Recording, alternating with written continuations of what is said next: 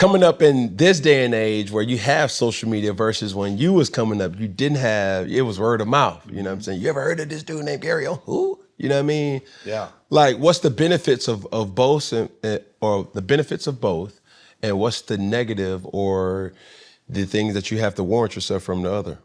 See, when you bring up someone like Desi Banks or Drewski, it's like those type of guys, and it sounds crazy me being older than them, they inspire me because when I was coming up, we didn't have the independence. We couldn't just like get our jokes and then build a fan base. Now with Instagram, YouTube, they're not, quote unquote, they don't need the machine, quote unquote.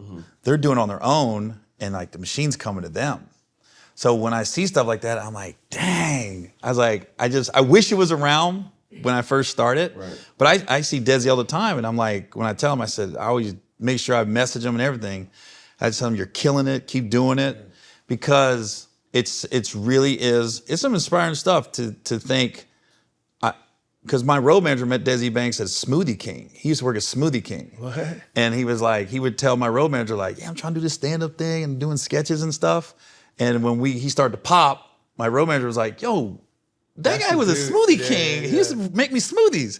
So to hear stories like that, I'm not one of these quote unquote OGs that are like, yeah, you know, they ain't real stand-ups and all that shit. Look, man, if you can find a way to build a fan base, all respect to you. And you can sell tickets and you can make money and provide a living.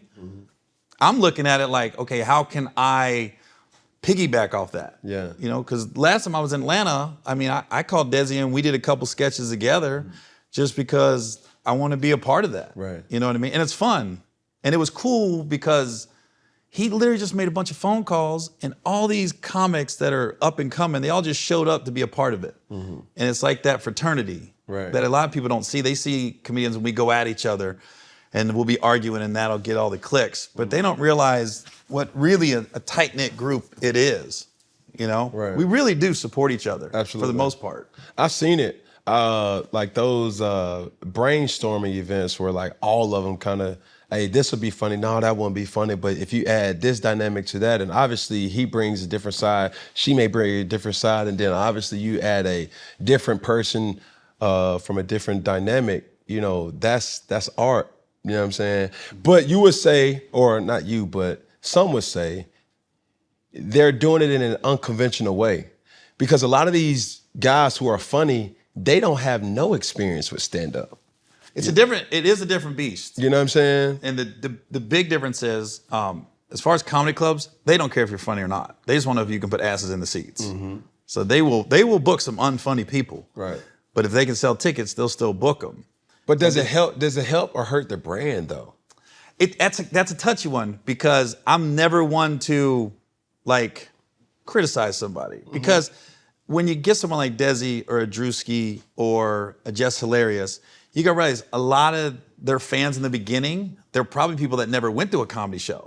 So they got nothing to compare it to.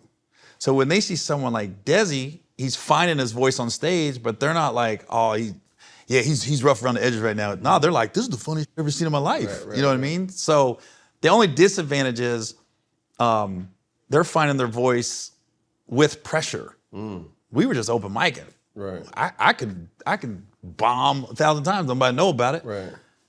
Desi bombs, Drewski bombs, everybody gonna know. Right. And that's the pressure. But the advantage is they're not going in front of hostile crowds. They're going in front of their fans.